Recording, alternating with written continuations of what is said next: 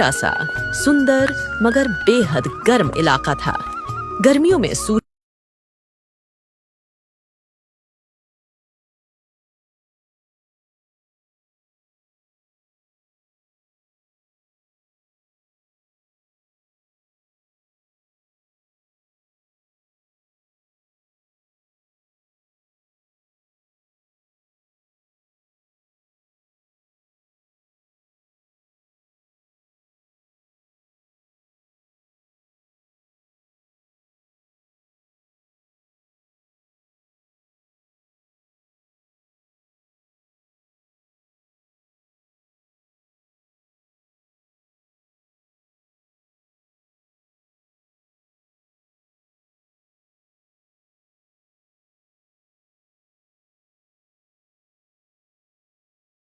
कमला, इस गर्मी में खेती करना पहले से भी ज्यादा मुश्किल हो गया है। पानी डालते ही मिट्टी सूख जाती है। हाँ बिरजू, और कुएं का पानी भी कम होता जा रहा है। अगर सेठ जी ने पानी लेने से मना कर दिया तो क्या होगा? यही तो चिंता है। हम अपनी मेहनत से फसल उगाते हैं, लेकिन फायदा सेठ जी उठाते हैं। अब और नहीं, इस बार मैं खुद बाजार में जाकर सब्जी बेचूंगा। पर इतनी गर्मी में बाजार जाना आसान नहीं होगा। वहाँ भी घंटों धूप में खड़ा रहना पड़ेगा। मुश्किल तो होगा, लेकिन अगर हम मेहनत करेंगे तो हमें उसका पूरा हक मिलना चाहिए। तपती धूप में बिरजू का संघर्ष जारी था, लेकिन इस बार उसने ठान लिया था। अब अपनी मेहनत का सही मोल वहीं तय करेगा। आत्मविश्वास से भरकर वह अपने खेतों की ओर बढ़ा। कुछ ही देर में सेठ जी भी वहां आ पहुंचे। वाह बिरजू, इस बार तो तेरी सब्जी कमाल की आई है। तेरा खेत सच में लहलहा रहा है। ऐसे बढ़िया फसल बहुत कम देखने को मिलती है। हाँ सेठ जी, इस बार मैंने पूरी मेहनत और लगन से खेती की है। मिट्टी की सही देखभाल की, समय पर पानी दिया और अच्छी खाद डाली, तभी तो फसल इतनी बढ़िया हुई है। अच्छा किया बिरजू। चल, हमेशा की तरह इस बार भी अपनी सब्जी हमारे गोदाम पर दे दे। तुझे दाम भी अच्छे मिलेंगे और तेरा झंझट भी कम होगा। बिना मेहनत किए तुझे सीधा पैसा मिल जाएगा। बिरजू यह सुनकर कुछ पल के लिए ठहर जाता है। उसकी नजरें अपनी ताजी सब्जियों पर जाती हैं। फिर वह टोकरियों को गाड़ी में रखने के बजाय सीधे सेठ जी की ओर देखता है। नहीं सेठ जी, इस बार मैं अपनी सब्जी खुद बाजार में बेचने जाऊंगा। अब अपनी मेहनत की असली कीमत खुद तय करूंगा। ठीक है बिरजू, जैसी तेरी इच्छा। पर याद रखना, बाजार आसान नहीं होता। वहां बहुत प्रतिस्पर्धा है। अगर तुझे कभी मेरी जरूरत पड़े तो निसंकोच बता देना। धन्यवाद सेठ जी। अब समय आ गया है कि मैं खुद अपने हक की लड़ाई लड़ूं और अपनी मेहनत का पूरा फल पाऊं। थोड़ी देर बाद बिरजू मन ही मन सोचता है, अरे, सेठ जी तो काफी अच्छे इंसान निकले।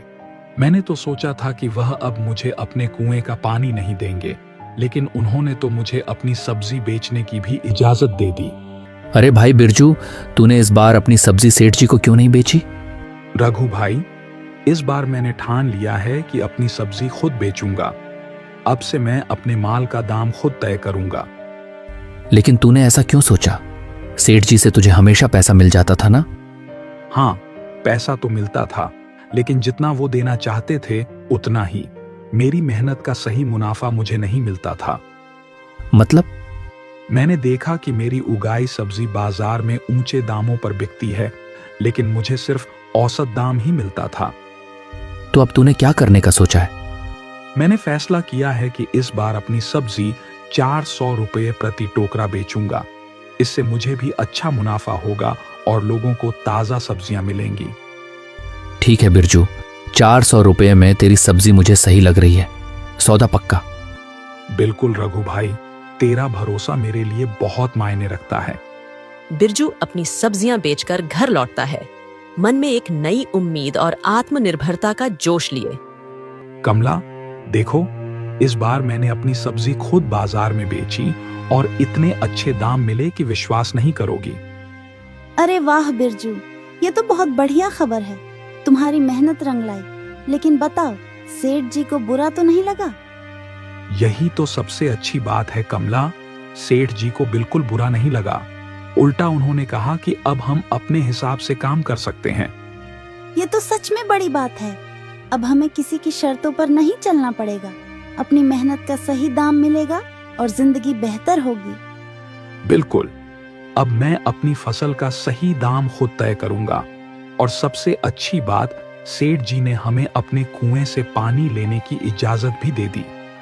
ये तो बड़ी राहत की बात है। चलो अब तुम आराम करो, मैं तालाब से पानी भर कर लाती हूँ, फिर तुम्हारे लिए खाना बनाऊंगी। कमला पानी लेने चली जाती है। अरे सीता, कैसी हो? सब कुशल मंगल तो है? हाँ कमला, सब अच्छा चल रहा है। लेकिन तुम सुनाओ, इस बार कुछ नया हुआ क्या? हाँ बहन, इस बार तो और भी अच्छा हुआ। बिरजू ने अपनी फसल सेठ जी को नहीं दी, बल्कि खुद बाजार में बेच कर आया है। इससे हमें बहुत अच्छे पैसे मिले हैं। अरे, ये तुम क्या कह रही हो? तुम्हारे बिरजू ने इस बार सेठ जी को सब्जी नहीं बेची, लेकिन क्यों? हाँ बहन, हर साल सेठ जी हमारी मेहनत का सस्ता सौदा कर लेते थे और हमें बहुत कम पैसे देते थे। लेकिन इस बार बिरजू ने ठान लिया कि वो अपनी मेहनत की असली कीमत पाएगा। उसने सीधे बाजार जाकर व्यापारियों से बात की और देखो, इस बार हमें फसल का 2 गुना पैसा मिला। तुम सही कह रही हो कमला। मैं भी अपने मोहन से इस बारे में बात करूंगी। अगर हम भी सीधे बाजार में जाकर अपनी फसल बेचें तो हमें भी अच्छा मुनाफा हो सकता है। हाँ बहन, और अगर हम औरतें अपने पतियों का साथ दें तो हम सब अपनी मेहनत का पूरा हक पा सकते हैं। इस बार तो बिरजू ने सिर्फ अपनी ही नहीं, गांव के और भी कुछ किसानों की फसल को बाजार में बिकवाया। अब हम सब मिलकर सेठ जी की मनमानी का सामना करेंगे। अब तो मैं भी मोहन से कहूंगी कि इस बार फसल सीधे बाजार में ही बेचें। हमें अपने अधिकार के लिए आगे बढ़ना ही होगा।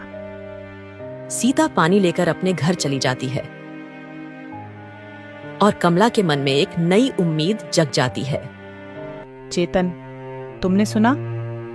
बिरजू ने इस बार अपनी सब्जियां ओम सेठ जी को नहीं बेची, बल्कि खुद बाजार जाकर बेची और उसे बहुत अच्छा मुनाफा हुआ।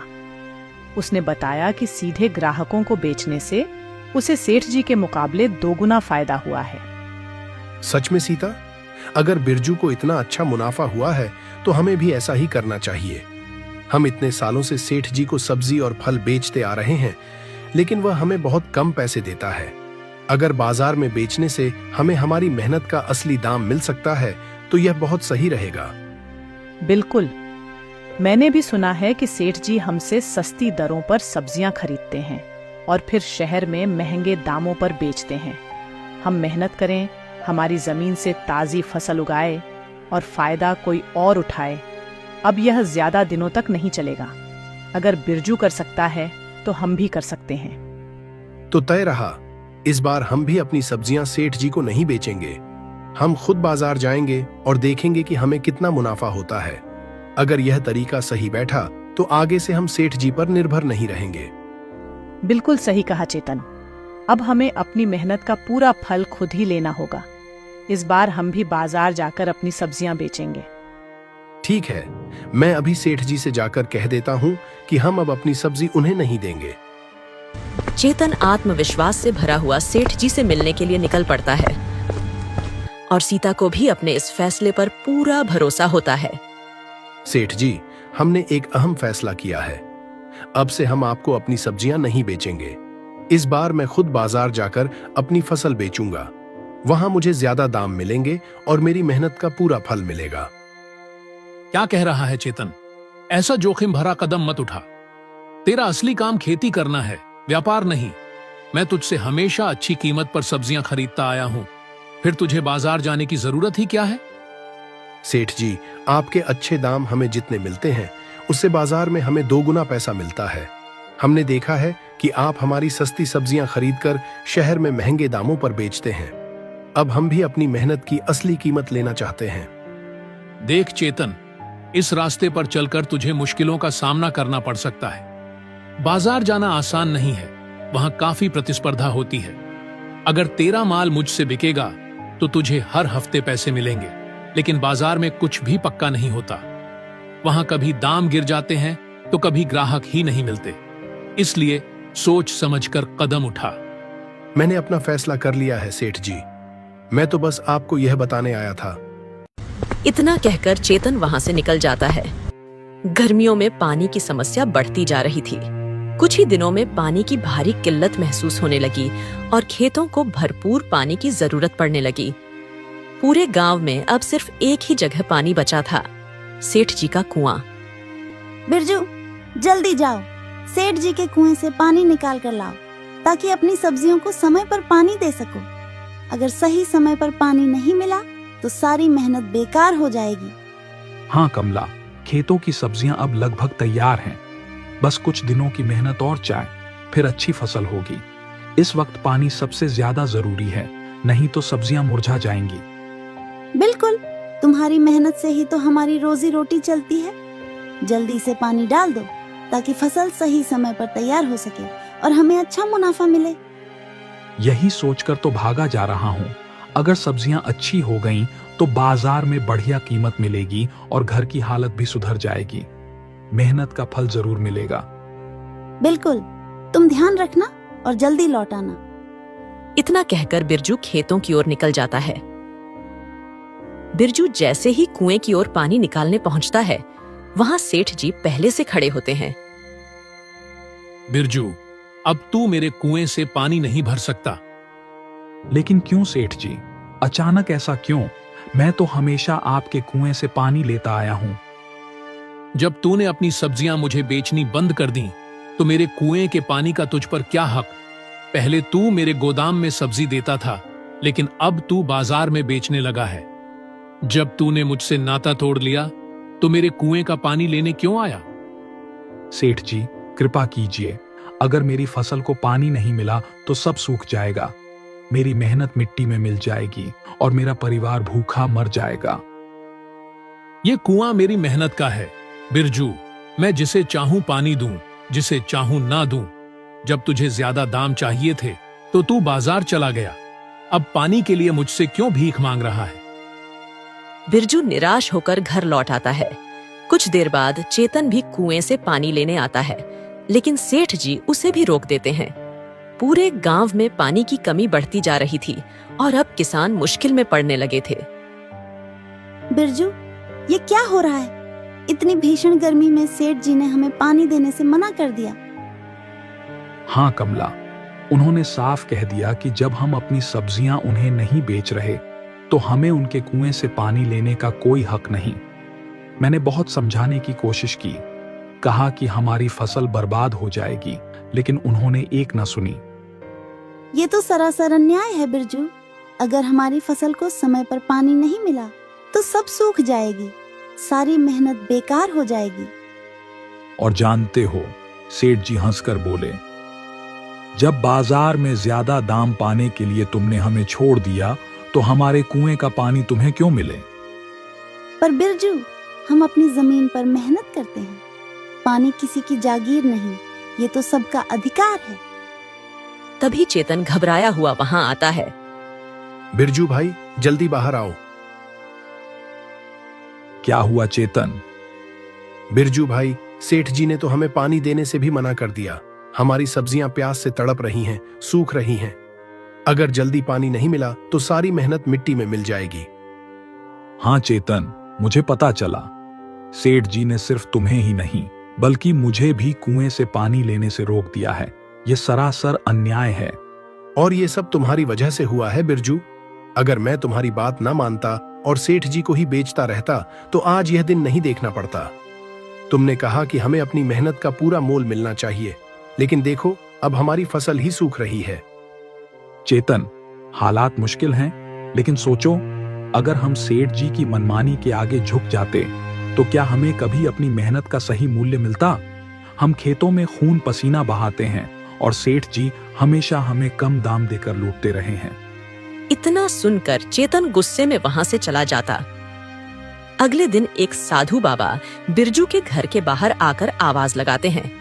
बेटा, कोई है? मुझे बहुत भूख लगी है। सुबह से कुछ भी नहीं खाया। पेट में अन्न का एक दाना तक नहीं गया। अगर थोड़ा खाना मिल जाता तो बड़ा उपकार होता। आवाज सुनकर बिरजू घर के बाहर आता है। बाबा, आपको भूखा देखकर अच्छा नहीं लग रहा। दरवाजे पर मत खड़े रहिए, अंदर आइए। मैं अभी आपके लिए भोजन लाता हूँ। नहीं बेटा, मैं यहीं ठीक हूं। मुझे बस 2 रोटी दे दो जिससे पेट भर जाए। बिरजू जल्दी से घर के अंदर जाता है और कमला से पूछता है, कमला, क्या हमारे पास थोड़ा भी खाना बचा है? बिरजू, तुम्हें तो पता है हमारी हालत कितनी खराब है। सेठ जी ने हमें कुएं से पानी लेने से भी रोक दिया है। हमारी सब्जियां भी कुछ ही दिनों में खराब हो जाएंगी। मुझे सब पता है कमला, लेकिन बाहर एक भूखे बाबा खड़े हैं। अगर हमारे पास कुछ भी है तो बता दो। जो थोड़ा सा बचा था वो सिर्फ तुम्हारे लिए रखा था। अगर तुम बाबा को दे दोगे तो खुद क्या खाओगे? ऊपर से घर में पानी की एक बूंद भी नहीं बची है। कमला, मेरी चिंता मत करो, मैं कुछ भी खा लूंगा, लेकिन किसी भूखे को खाली हाथ नहीं भेज सकता। खाना दे दो। कमला भारी मन से बचा हुआ खाना दे देती है। बेटा, तू इतनी देर में क्यों आया? क्या तेरा घर में कुछ नहीं था? बाबा, मेरा खेत हरा भरा हो सकता था, उसमें सब्जियां भी हैं, लेकिन पानी नहीं है। जब पानी ही नहीं मिलेगा तो सब्जियां कैसे बचेंगी? पर बेटा, तू तो सेठ जी के कुएं से पानी लेता था ना? हाँ बाबा, लेकिन अब उन्होंने हमें पानी देने से मना कर दिया है। पर क्यों? कहते हैं कि वो कुआं उनका है और अब हमारा उस पर कोई हक नहीं। हम तो बस अपनी फसल के लिए कुछ घड़े ही भरते थे, लेकिन अब वो भी नहीं लेने दे रहे। बेटा, चिंता मत कर, ईश्वर सब देख रहा है। वह तेरा इम्तिहान ले रहा है, लेकिन तू हिम्मत मत हार। तूने एक भूखे को भोजन कराया है, इसका तुझे सच्चा फल जरूर मिलेगा। इतना कहकर साधु बाबा वहां से चले जाते हैं। अगले दिन जब बिरजू अपने खेत पर पहुंचता है तो चौंक जाता है। वहां एक नया कुआं खुदा हुआ था और उसमें मीठा ठंडा पानी लबालब भरा था। अरे, ये कुआं यहां कैसे आ गया? मैंने तो कभी इसे खुदवाया भी नहीं। ये मेरी जमीन पर तो नहीं था। कुछ देर सोचने के बाद उसने आसमान की ओर देखा और मन में विचार आया। मुझे लगता है कि यह सब साधु बाबा की दुआओं का असर है। जब उन्होंने कहा था कि भगवान तुझे इतनी नेमत देगा कि तुझे किसी के आगे हाथ फैलाने की जरूरत नहीं पड़ेगी, तब मैंने सोचा भी नहीं था कि ऐसा सच में होगा। खुशी से भरकर उसने तुरंत अपनी सब्जियों को पानी दिया और फिर दौड़कर चेतन के पास गया।